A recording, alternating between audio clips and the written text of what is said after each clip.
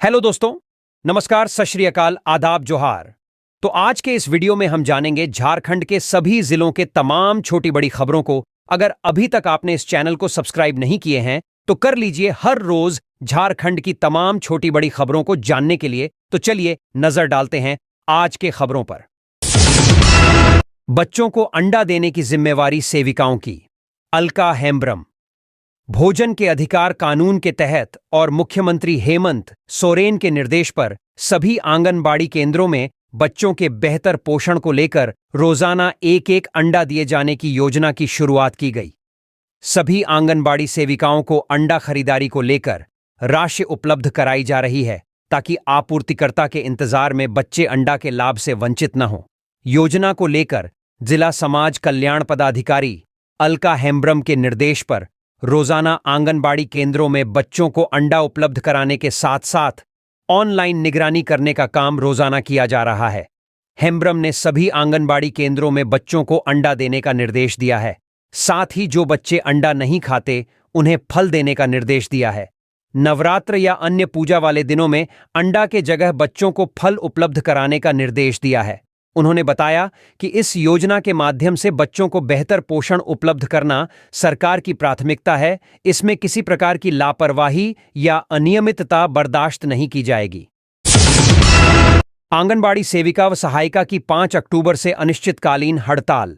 झारखंड प्रदेश समाज कल्याण आंगनबाड़ी कर्मचारी संघ के संयोजक जयप्रकाश पांडेय ने 5 अक्टूबर से आंगनबाड़ी सेविका व सहायिका की अनिश्चितकालीन हड़ताल की घोषणा की। हड़ताल में राज्य की 80,000 सेविका व सहायिका शामिल होंगी और हड़ताल तब तक जारी रहेगी जब तक सेविका व सहिया को राज्य कर्मचारी का दर्जा, वेतनमान देने समेत अन्य 8 सूत्री मांगे नहीं मान ली जाती। उन्होंने बताया कि 23 सितंबर को राज्य की सभी सेविका सहायिकाओं ने सीएम हाउस का घेराव किया था। उस समय गिरिडीह के विधायक सुदिव्य कुमार सोनू ने मंच पर आकर घोषणा की थी कि 27 सितंबर को झारखंड कैबिनेट में आंगनबाड़ी की सेविका व सहायिका के हित में निर्णय लिया जाएगा। लेकिन बैठक में ऐसा कुछ भी निर्णय नहीं लिया गया, जिसके कारण बाध्य होकर संघ ने हड़ताल पर जाने का निर्णय लिया। उन्होंने कहा कि सरकार के कोई निर्णय नहीं लेने से इस सेविका व सहायिका में भारी आक्रोश व्याप्त है। सभी ने आने वाले विधानसभा चुनाव में सबक सिखाने की तैयारी की है। 5 अक्टूबर से राज्य से सारे आंगनबाड़ी केंद्र बंद रहेंगे। समाज कल्याण आंगनबाड़ी कर्मचारी संघ के महामंत्री अशोक नयन ने बताया कि झारखंड सरकार के द्वारा सेविका व सहायिकाओं के साथ वादाखिलाफी की गई है, जिसके कारण संघ की एक आपात बैठक बुलाई गई। बैठक में प्रदेश अध्यक्ष देवांती देवी, प्रयाग यादव, सुंदरी तिर्की, रेखा कुमारी, रीना देवी, अनिता विरुआ, माला देवी, वहलोन कच्छप, लीना सिन्हा, पुष्पा देवी, सीता तिग्गा, संजय पासवान, जयप्रकाश पांडेय, रामचंद्र गोप, लखनलाल मंडल, केडी सिंह, सुशील कुमार पांडेय और महेश सोरेन समेत अन्य लोग भी शामिल हुए और सभी ने संयुक्त रूप से हड़ताल पर जाने का निर्णय लिया। दुर्गा पूजा को लेकर अलर्ट जारी, सीसीटीवी से होगी निगरानी, डीजे पर रहेगा प्रतिबंध। झारखंड में रांची, जमशेदपुर, धनबाद और बोकारो सहित कई शहरों में धूमधाम के साथ दुर्गा पूजा का आयोजन होता है। इस दौरान जगह जगह भव्य पंडाल बनाए जाते हैं और लगने वाले मेले में भारी भीड़ उमड़ती है। ऐसे में प्रशासन के सामने कई चुनौतियां रहती हैं और असामाजिक तत्वों का खतरा भी बना रहता है। इसको ध्यान में रखते हुए राज्य के मुख्य सचिव एल खियांगते ने प्रमंडलीय आयुक्तों, आईजी, डीआईजी, उपायुक्तों और पुलिस अधीक्षकों के साथ वीडियो कॉन्फ्रेंसिंग के जरिए समीक्षा बैठक कर कई निर्देश दिए हैं। मुख्य सचिव ने स्पष्ट निर्देश दिया है कि दुर्गा पूजा के दौरान डीजे पर पूरी तरह से प्रतिबंध को सुनिश्चित करना है और थाना स्तर पर शांति समिति के साथ बैठक करनी है। साथ ही इसमें समाज के प्रभावशाली लोगों को शामिल करना है। सभी पूजा पंडालों में पूजा समितियां के माध्यम से सीसीटीवी की पर्याप्त व्यवस्था सुनिश्चित करने का निर्देश दिया गया है ताकि असामाजिक तत्वों पर कड़ी निगरानी रखी जा सके। सभी उपायुक्त और पुलिस अधीक्षकों को पूजा पंडालों और रूट लाइन का फिजिकल वेरिफिकेशन करने का निर्देश दिया गया है। मुख्य सचिव एल खियांगते ने कहा कि सभी पूजा पंडालों में पर्याप्त संख्या में फायर सेफ्टी के उपाय करें ताकि जरूरत के वक्त इनका इस्तेमाल हो सके। इसको लेकर अग्निशमन विभाग के सहयोग से कर्मियों को प्रशिक्षण दिलाएं और सभी जिलों के कंट्रोल रूम को 24x7 मोड में सक्रिय रहना है। सभी संवेदनशील जगहों पर पर्याप्त संख्या में दंडाधिकारियों और पुलिस पदाधिकारियों को प्रतिनियुक्त करना है ताकि किसी भी अप्रत्याशित स्थिति से समय पर निपटा जा सके। मुख्य सचिव ने सभी उपायुक्त और पुलिस अधीक्षकों को निर्देशित किया है कि सभी पूजा पंडालों में पर्याप्त संख्या में वॉलंटियर्स तैनात रखें।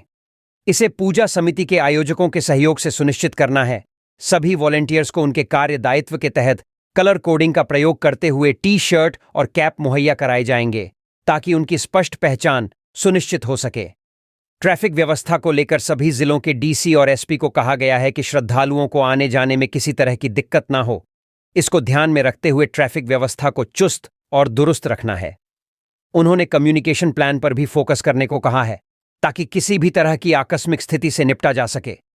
सीएस ने स्पष्ट तौर पर कहा है कि मूर्ति विसर्जन वाले तालाब और नदियों के आसपास पूरी सुरक्षा व्यवस्था होनी चाहिए और मूर्ति विसर्जन के दौरान अधिक गहराई वाले तालाबों और नदियों में साइनेज लगवाएं ताकि कोई भी अप्रिय घटना न हो।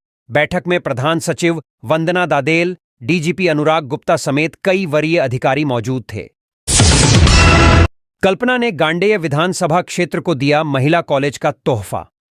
मुख्यमंत्री हेमंत सोरेन की पत्नी एवं गांडेय विधानसभा क्षेत्र की विधायक कल्पना मुर्मू सोरेन ने गांडेय विधानसभा क्षेत्र की जनता को कॉलेज का तोहफा दिया है। इसके साथ ही वह विधायक बनाने के लिए गांडेय की जनता का कर्ज चुकाई है। बता दें कि गांडेय विधानसभा क्षेत्र में यह पहला कॉलेज होगा। पिछले कई दशक से गांडेय में कॉलेज खोलने की मांग वहां की जनता कर रही थी, लेकिन सभी सरकारों ने जनता की इस आवाज को आज तक अनसुनी की थी। चुनाव में प्रचार के दौरान ही वादा किया था कि वह गांडेय में कॉलेज खुलवाएगी और उन्होंने अपना यह वादा पूरा कर दिखाया है। शुक्रवार को हेमंत कैबिनेट की रांची में हुई बैठक में विनोबा भावे विश्वविद्यालय, हजारीबाग अंतर्गत गिरिडीह जिले के गांडेय विधान सभा क्षेत्र में महिला महाविद्यालय बेंगाबाद गिरिडीह के निर्माण कार्य के लिए 43 करोड़ 86 लाख 16 हजार रुपये की प्रशासनिक स्वीकृति दी है। बेंगाबाद में महिला कॉलेज के लिए फंड की प्रशासनिक स्वीकृति मिलने के बाद अब गांडेय की जनता गांडेय में डिग्री कॉलेज चालू कराने के लिए कल्पना सोरेन से उम्मीदें लगाए हुए हैं।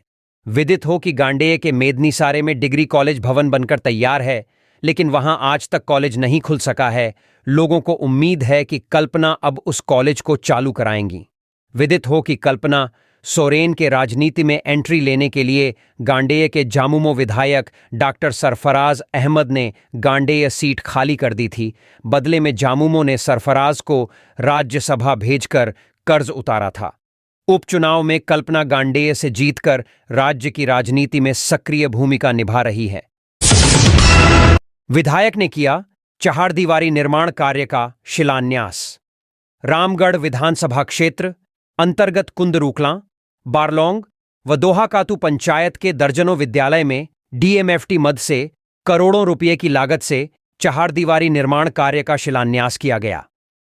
कार्यक्रम में मुख्य अतिथि के रूप में रामगढ़ विधायक सुनीता चौधरी, विशिष्ट अतिथि रामगढ़ पार्षद धनेश्वर महतो, नप उपाध्यक्ष मनोज महतो, मुखिया किशुनराम मुंडा, कलावती देवी द्वारा संयुक्त रूप से नारियल फोड़ा व शिलापट्ट का अनावरण किया।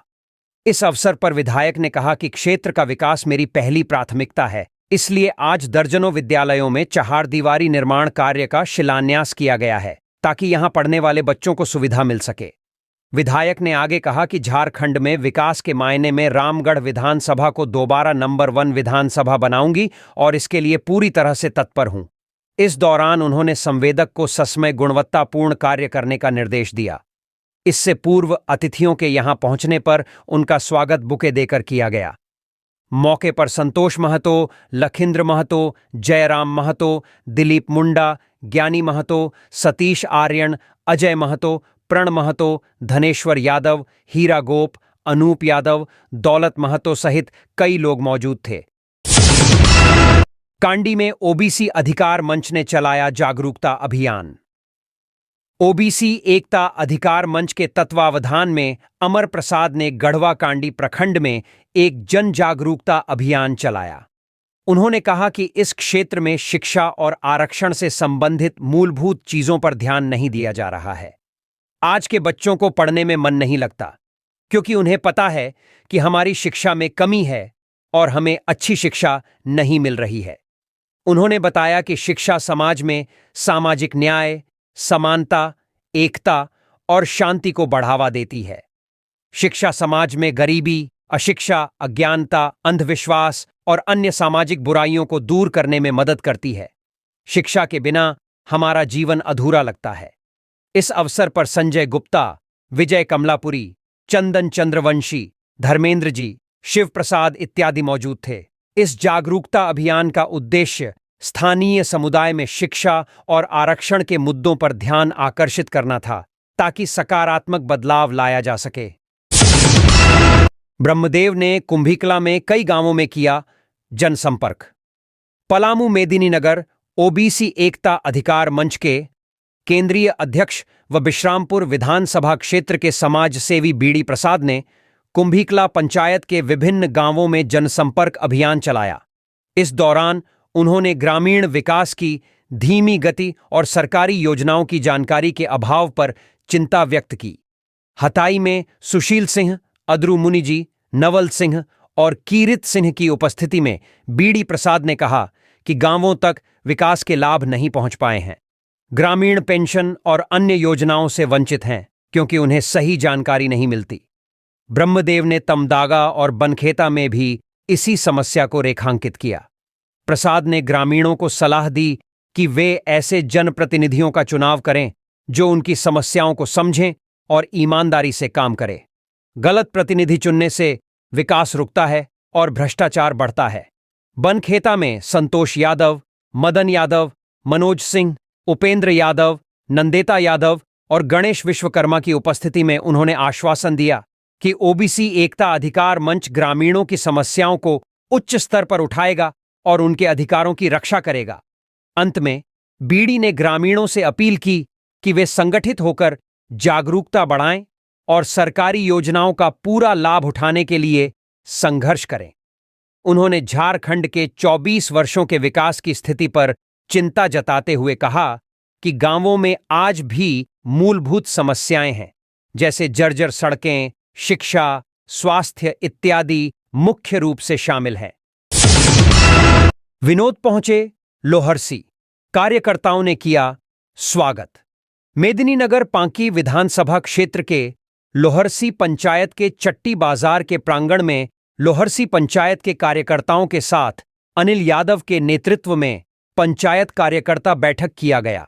बैठक में सैकड़ों कार्यकर्ताओं ने कुशवाहा विनोद सिन्हा का फूल माला के साथ स्वागत किया। मौके पर उपस्थित पंचायत समिति सदस्य बोले कि पूर्व के जनप्रतिनिधियों ने लोहरसी को श्रीलंका का दर्जा दे दिया था। इस क्षेत्र को हमेशा से विकास से काफी वंचित रखा गया। आज भी सड़कें बदहाल हैं। स्वास्थ्य, सिंचाई, पेयजल, शिक्षा की समस्या से आम जनता त्रस्त है। आज तक जितने भी जनप्रतिनिधि बने सभी ने लोहरसी के जनता को लूटने का काम किया, पर विनोद सिन्हा के आने के बाद लगता है कि अब क्षेत्र का समुचित विकास का लाभ मिलेगा। कहा कि 1 माह के अंदर इन्होंने विकास की लंबी लकीर खींचकर यह साबित कर दिया है कि क्षेत्र के विकास करने के लिए बुलंद हौसला व जज्बे की जरूरत होती है।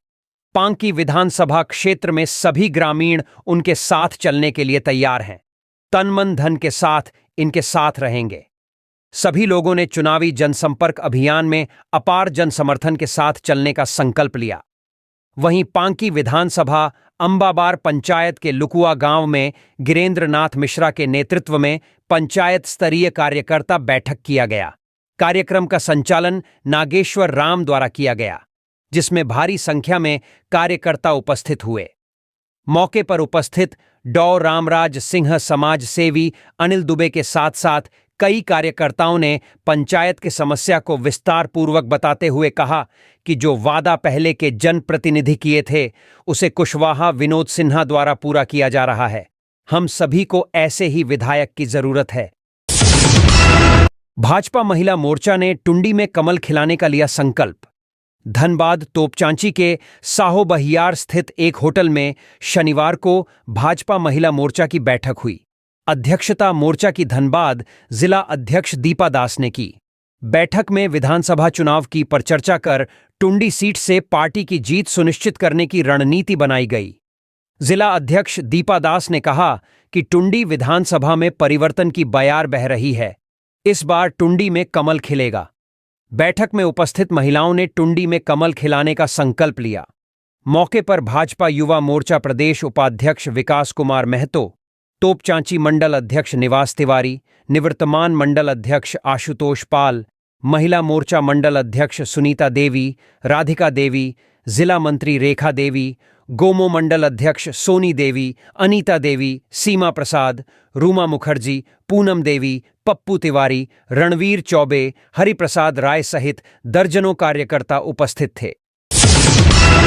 मनरेगा मजदूरों का प्रदर्शन, मांगों को लेकर राजभवन को सौंपा ज्ञापन। मनरेगा मजदूरों के हक के लिए झारखंड नरेगा वॉच और मनरेगा संघर्ष मोर्चा ने रांची में राजभवन के समक्ष प्रदर्शन किया।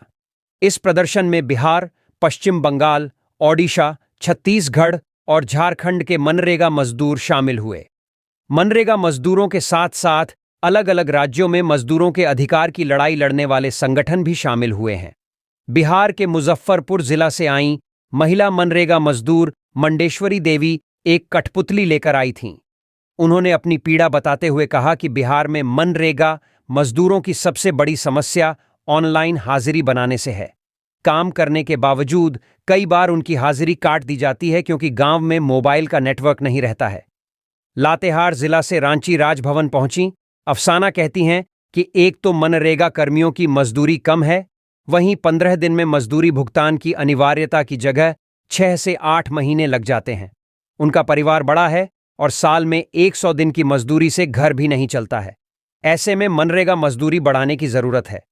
राजभवन के समक्ष मनरेगा मजदूरों के धरना प्रदर्शन में शामिल मनरेगा मजदूरों ने कहा कि मनरेगा कानून के तहत जो अधिकार उन्हें मिला है उनकी हकमारी हो रही है।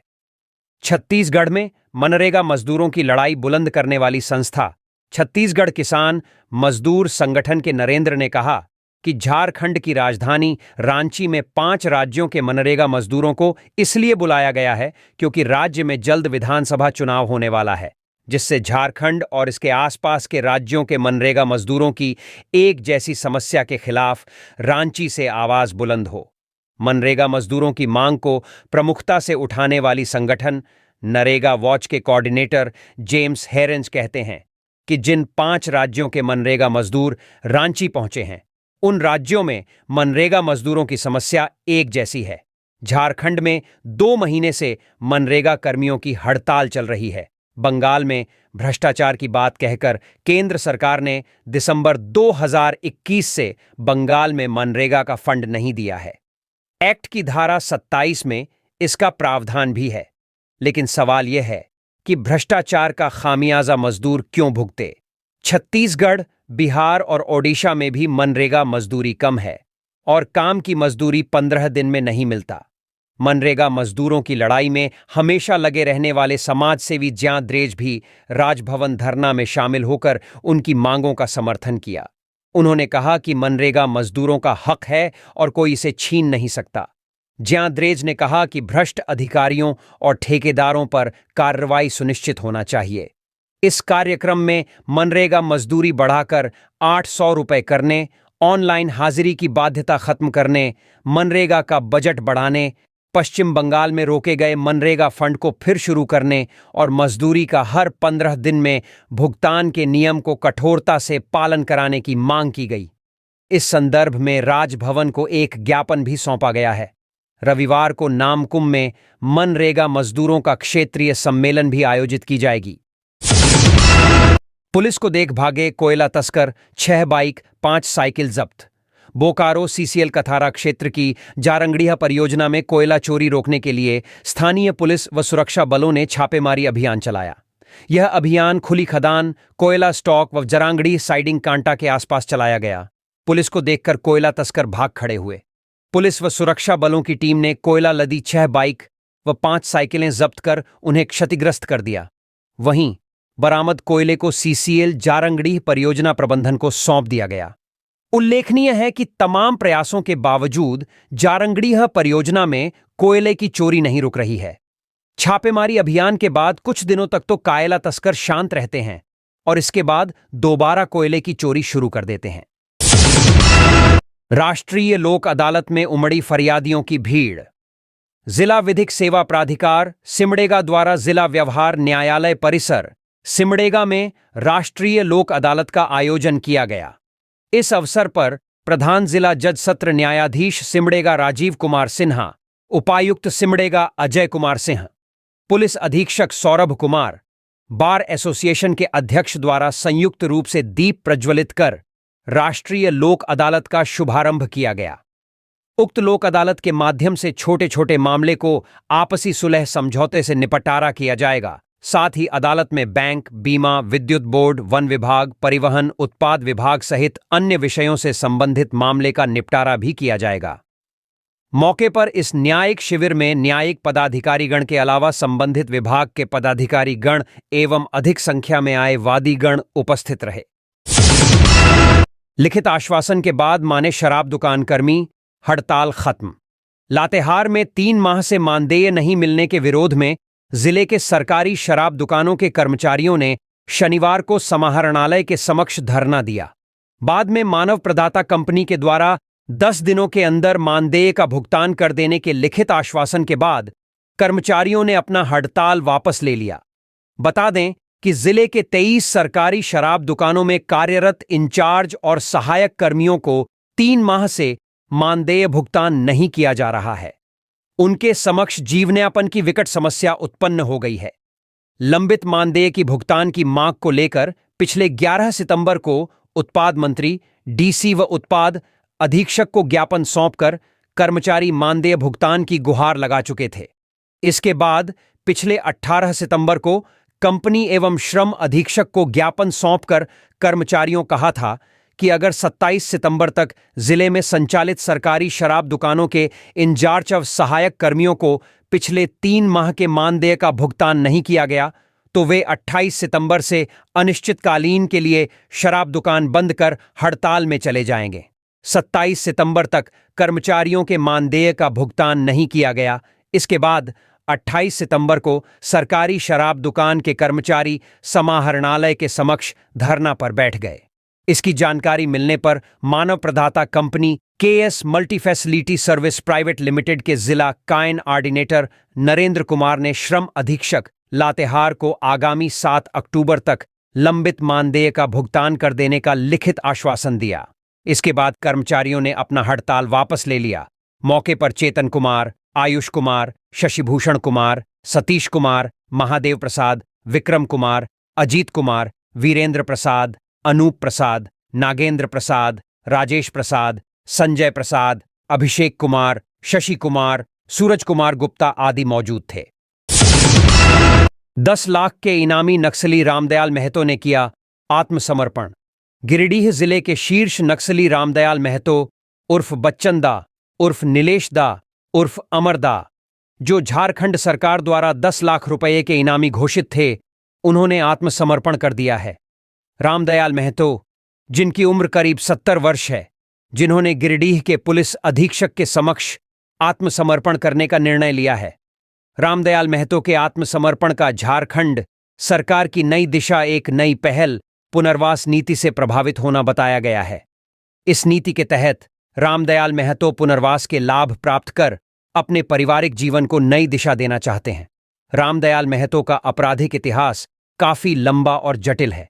वे झारखंड और बिहार में कई अपराधों में शामिल रहे हैं, जिनमें तोपचांची थाना पर हमला और एसएलआर सहित 7-8 हथियारों की लूट शामिल है। रामदयाल महतो कुल 54 कांडों में वांछित थे, जिनमें गिरिडीह जिला के 43 और धनबाद जिला के 11 कांड शामिल हैं। उन्होंने एमसीसी माओवादी कम्युनिस्ट सेंटर और भाकपा माओवादी के उच्च स्तरीय नेताओं के साथ काम किया है। हाल के दिनों में पार्टी के सिद्धांतों से भटकाव और आम लोगों से जबरन वसूली के कारण वे पार्टी से नाराज चल रहे थे।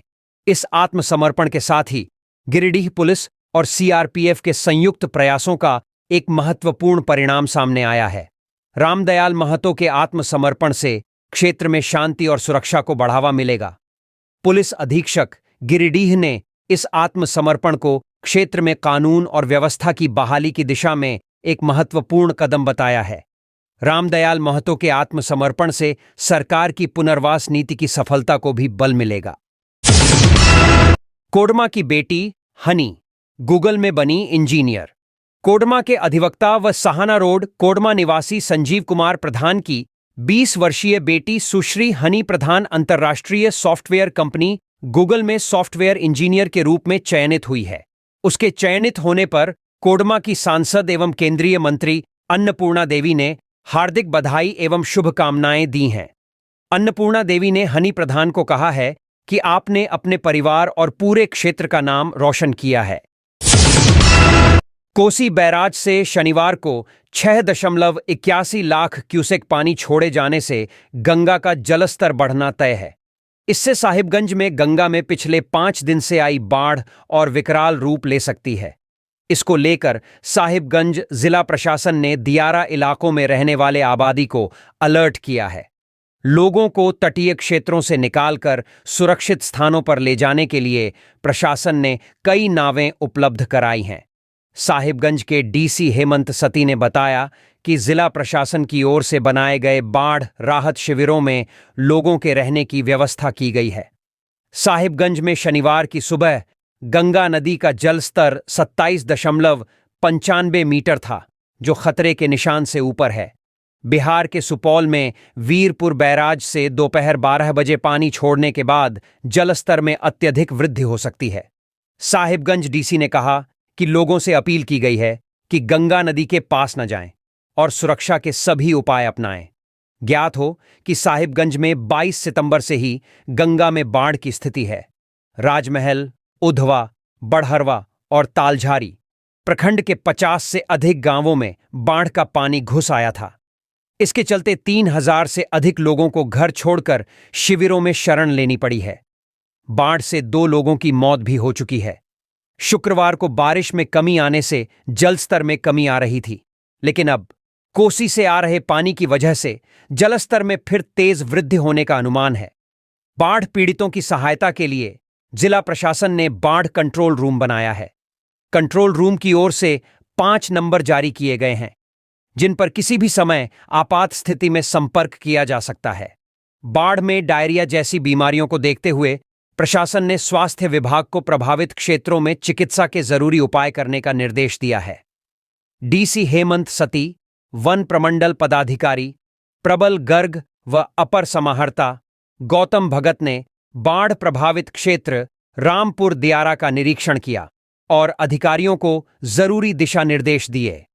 उन्होंने साहिबगंज के सीओ समेत अन्य अधिकारियों को बाढ़ पीड़ितों के बीच राहत सामग्री बांटने का निर्देश दिया। गोड्डा के अपर समाहर्ता विनय कुमार मिश्रा का निधन। गोड्डा जिले के अपर समाहर्ता विनय कुमार मिश्रा का निधन हो गया। उनके निधन की खबर मिलते ही शनिवार को समाहरणालय परिसर में डीसी की उपस्थिति में शोक सभा आयोजित कर उन्हें श्रद्धांजलि दी गई। 2004 बैच के झारखंड राज्य सेवा के अधिकारी विनय कुमार मिश्रा मूल रूप से बिहार के औरंगाबाद जिले के रहने वाले थे। साहिबगंज जिले से स्थानांतरण के बाद इसी वर्ष 16 मार्च को उन्होंने गोड्डा जिले के अपर समाहर्ता के पद पर योगदान दिया था। लोकसभा चुनाव के दौरान विभिन्न विभागों में वरीय पदाधिकारियों के रूप में अपने कर्तव्य का निर्वहन सफलतापूर्वक किया था। श्रद्धांजलि देने वालों में गोड्डा एसडीओ बैद्यनाथ उरांव, महागामा एसडीओ आलोक वरण केसरी, जिला नजारत उप समाहर्ता श्रवण राम, डीटीओ कंचन कुमारी भुदोलिया, जिला योजना पदाधिकारी फैजान सरवर, बीडीओ, सीओ सहित समाहरणालय संवर्ग के कर्मचारी शामिल थे। अनुकंपा नियुक्ति कमीशन बढ़ोतरी के निर्णय का किया स्वागत। Fair price shop dealers association ने झारखंड कैबिनेट द्वारा पीडीएस डीलर्स की अनुकंपा नियुक्ति बहाल करने व ससमय कमीशन उपलब्ध कराने के राज्य सरकार के निर्णय का स्वागत किया। एसोसिएशन के महासचिव प्रमोद गुप्ता ने कहा कि सरकार के इस निर्णय से पीडीएस डीलर्स के आश्रितों का काफी राहत मिली है। एसोसिएशन काफी दिनों से अनुकंपा नियुक्ति को लेकर मुख्यमंत्री, खाद्य आपूर्ति मंत्री व प्रशासनिक अधिकारियों के पास मांग पत्र सौंप रहा था। मुख्यमंत्री के जमशेदपुर दौरे के दौरान एसोसिएशन ने इस समस्या से अवगत कराया था। साथ ही खाद्य आपूर्ति मंत्री बन्ना गुप्ता से उनके कदमा एवं रांची स्थित आवास पर मिलकर वार्ता की थी। मंत्री ने आश्वस्त किया था कि इस संबंध में सरकार उचित निर्णय लेगी। अनुकंपा नियुक्ति होने से हजारों डीलरों के आश्रितों को इसका फायदा मिलेगा। गौरतलब हो कि खाद्य आपूर्ति विभाग ने वर्ष 2020 में पीडीएस डीलर की 60 वर्ष के बाद मृत्यु होने पर अनुकंपा नियुक्ति बंद कर दी थी। अब सरकार के निर्णय से वैसे डीलरों के आश्रित अनुकंपा नियुक्ति के लिए आवेदन कर सकेंगे। डीएसपी रैंक के पदाधिकारी संघ का नाम बदला। झारखंड पुलिस के डीएसपी रैंक के पदाधिकारी के संघ का पुनर्गठन किया गया। अब यह झारखंड पुलिस सर्विस एसोसिएशन के नाम से जाना जाएगा। झारखंड राज्य के सभी डीएसपी द्वारा सर्वसम्मति से अपने संघ के पदाधिकारियों, जिनमें अध्यक्ष, उपाध्यक्ष, महासचिव, संयुक्त सचिव, कोषाध्यक्ष और 11 कार्यकारी समिति के सदस्य हैं, का चयन करते हुए संघ को पुनर्गठित किया गया, जिनमें अमर कुमार पांडे को अध्यक्ष, संजय कुमार उपाध्यक्ष, बुद्धराम उरांव महासचिव, मोहम्मद परवेज आलम संयुक्त सचिव और अभिषेक कुमार को कोषाध्यक्ष बनाया गया। इसके अलावा कमेटी सदस्य में पूनम मिंज, दिलीप खलखो, केवी रमन, ज्ञान रंजन, बहामन टूटी, अजीत कुमार विमल, नितिन खंडेलवाल, आशुतोष सत्यम, रोहित रंजन सिंह, राजकुमार यादव और प्रशांत कुमार शामिल है। सुखदेव यादव बने जामुमो युवा मोर्चा के सोनाहातू प्रखंड अध्यक्ष। रांची जिला के सोनाहातू प्रखंड के झारखंड मुक्ति मोर्चा युवा मोर्चा का गठन रांची जिला अध्यक्ष धर्मेंद्र सिंह के अध्यक्षता में किया गया, जिसमें मुख्य रूप से रांची जिला युवा मोर्चा के उपाध्यक्ष अशोक कुमार मुंडा, उपाध्यक्ष फलहारी महतो, संयुक्त सचिव मेहताब अंसारी का चयन किया गया। इस मौके पर केंद्रीय सदस्य चिंतामणि देवी, रांची जिला उपाध्यक्ष रामानंद बेदिया, महिला मोर्चा के अध्यक्ष नयनतारा उरांव सहित दर्जनों कार्यकर्ता रांची जिला के शामिल हुए, जिसमें युवा मोर्चा सोनाहातू प्रखंड अध्यक्ष सुखदेव यादव को बनाया गया है। मौके पर प्रखंड अध्यक्ष हलधर महतो, कोषाध्यक्ष कार्तिक महतो, उपाध्यक्ष जगदीश सिंह मुंडा, उपाध्यक्ष अमूल्य सिंह मुंडा, पंचानन सावंसी, जितेंद्र सिंह मुंडा, महादेव सिंह मुंडा, सुरजन यादव, आशुतोष सिंह मुंडा, मुकुंद प्रमाणिक, लखी प्रसाद लोहरा, प्रहलाद महतो, बलराम सिंह मुंडा, प्रताप सिंह मुड़ा आदि शामिल हुए। महाराजगंज के रसीद अंसारी को बांकुड़ा पुलिस ने पाइप चोरी में किया गिरफ्तार। पश्चिम बंगाल के बांकुड़ा जिले के जयपुर थाना क्षेत्र में डीआई पाइप चोरी के एक मामले में धनबाद जिला टुंडी थाना क्षेत्र के लच्छुरायडीह निवासी रसीद अंसारी को बंगाल पुलिस द्वारा गिरफ्तार कर लिया गया। बांकुड़ा जिले के जयपुर थाना से आए एएसआई कृष्णा प्रसाद मंडी ने बताया कि रसीद अंसारी पर जयपुर, सालतोड़ा, हिडवंत और कुतुरपुर थाना क्षेत्रों से लगभग 86 लाख मूल्य के डीआई पाइप चोरी के मामले का आरोप है। उसे काफी मशक्कत के बाद गिरफ्तार किया जा सका है। इस गिरफ्तारी के लिए बंगाल से आई पुलिस टीम में एसआई कृष्णा प्रसाद मंडी, अनादि साहा, अशोक चंद्र सहित कई अन्य अधिकारी शामिल थे। संत जेवियर उच्च विद्यालय गादी टुंडी में शिक्षक अभिभावक संगोष्ठी का आयोजन। धनबाद जिला टुंडी प्रखंड के रतनपुर अंतर्गत संत जेवियर उच्च विद्यालय गादी टुंडी में शनिवार को वार्षिक शिक्षक अभिभावक संगोष्ठी का आयोजन विद्यालय सभागार में किया गया। इस संगोष्ठी में गिरिडीह, जामताड़ा और धनबाद जिलों के 1500 से अधिक छात्रों के अभिभावकों ने भाग लिया।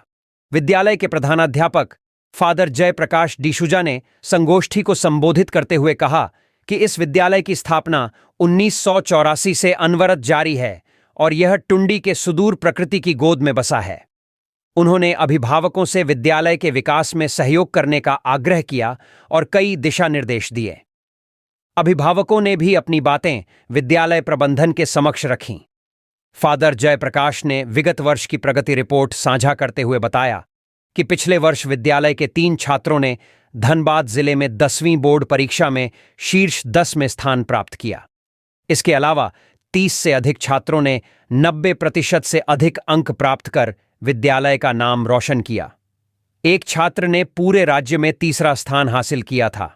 उन्होंने यह भी घोषणा की कि शिक्षा विभाग के आदेश के बाद सत्र 2026 से +2 के लिए पढ़ाई शुरू करने हेतु भवन निर्माण किया जा रहा है। कार्यक्रम के दौरान छात्रों ने रंगारंग प्रस्तुतियां दीं और विभिन्न प्रतियोगिताओं में अव्वल आने वाले छात्रों को पुरस्कृत किया गया। अंत में बच्चों का तिमाही परीक्षा परिणाम वितरित किया गया। इस मौके पर शिक्षिकाएं अंजलि, अर्चना, रोजवेल, चंदन टुडू, जीवन रजक, विक्रम किस्कू, उमेश कुमार तुरी और शहजाद अंसारी आदि उपस्थित थे। नियुक्ति पत्र पाकर झूमे अभ्यर्थी, 444 प्रशिक्षण अधिकारी आईटीआई कॉलेजों में देंगे सेवा। झारखंड विधानसभा चुनाव से ठीक पहले नियुक्तियों का दौर जारी है। लंबे समय से राज्य के आईटीआई कॉलेजों के विभिन्न ट्रेडों में खाली पड़े प्रशिक्षकों के खाली पद को भरने की कोशिश राज्य सरकार के द्वारा की गई है। इसी कड़ी में शनिवार को झारखंड कर्मचारी चयन आयोग के द्वारा चयनित 444 प्रशिक्षण अधिकारियों को मुख्यमंत्री हेमंत सोरेन के हाथों नियुक्ति पत्र सौंपा गया। जैप वन सभागार में आयोजित नियुक्ति पत्र वितरण समारोह में मुख्यमंत्री ने सांकेतिक रूप से कुछ नवचयनित प्रशिक्षकों को नियुक्ति पत्र प्रदान किए। जिन नवचयनित प्रशिक्षकों को मुख्यमंत्री ने नियुक्ति पत्र सौंपा उसमें निर्मल कुजूर, अजित सिंह मुंडा, शिवानी प्रधान, अमित भुइयां, नीतेश बैठा, शिशिर प्रताप कुजूर, सुनीला कुमारी, जितेंद्र नाथ मुर्मू, ज्ञान प्रकाश हेम्ब्रम, सोनम कुमारी, जितेंद्र रजक आदि शामिल हैं। स्वास्थ्य मंत्री बन्ना गुप्ता की उपस्थिति में आयोजित इस कार्यक्रम में बड़ी संख्या में नवचयनित अभ्यर्थी और श्रम विभाग के पदाधिकारी मौजूद रहे। नियुक्ति पत्र वितरण समारोह को संबोधित करते हुए मुख्यमंत्री हेमंत सोरेन ने नवचयनित 444 प्रशिक्षण अधिकारियों को बधाई देते हुए कहा कि वर्तमान समय में हर व्यक्ति को दक्ष होना आवश्यक है। कम समय में लंबी दूरी तय करनी होती है। अब समय का घोर अभाव है। एक वक्त था जब समय बिताने के लिए दोस्त को खोजा जाता था। आप पर निर्भर करता है कि आप जीवन को कितना रफ्तार देना चाहते हैं। सीएम ने प्रशिक्षण अधिकारियों की नियुक्ति पर खुशी जताते हुए कहा कि राज्य गठन के बाद दूसरी बार आईटीआई में प्रशिक्षण अधिकारियों की नियुक्ति की जा रही है। मुख्यमंत्री ने सभागार में नवचयनित प्रशिक्षण अधिकारियों से पूछा कि आप नियुक्ति पत्र पाकर खुश हैं या नहीं। सभागार में आए सभी नवचयनित प्रशिक्षण अधिकारियों ने हामी भरते हुए हाथ हिलाकर स्वीकृति दी। इस मौके पर मुख्यमंत्री ने कहा कि कोरोना की वजह से 2 साल तक हम लोग जूझते रहे, फिर उससे निकले तो तेजी से जेपीएसएससी और जेएसएससी के माध्यम से नियुक्ति की। पहली बार जेपीएसएससी की नियुक्ति नियमावली बनाई और फिर तेजी से नियुक्ति शुरू हुई। नियुक्ति पत्र पाकर अभ्यर्थियों में काफी खुशी देखी गई। नवचयनित अजीत सिंह मुंडा कहते हैं कि वे लंबे समय से नियुक्ति का इंतजार कर रहे थे। आज मुख्यमंत्री के हाथों नियुक्ति पाकर मैं बहुत खुश हूं। इस मौके पर स्वास्थ्य मंत्री बन्ना गुप्ता ने भी संबोधित किया। तो ये थी आज की कुछ मुख्य बड़ी खबरें। जुड़े रहे इस चैनल के साथ। ऐसे ही आपको इस चैनल के माध्यम से झारखंड की तमाम छोटी बड़ी खबरों का अपडेट मिलता रहेगा। अब हमको इजाजत दीजिए। जोहार।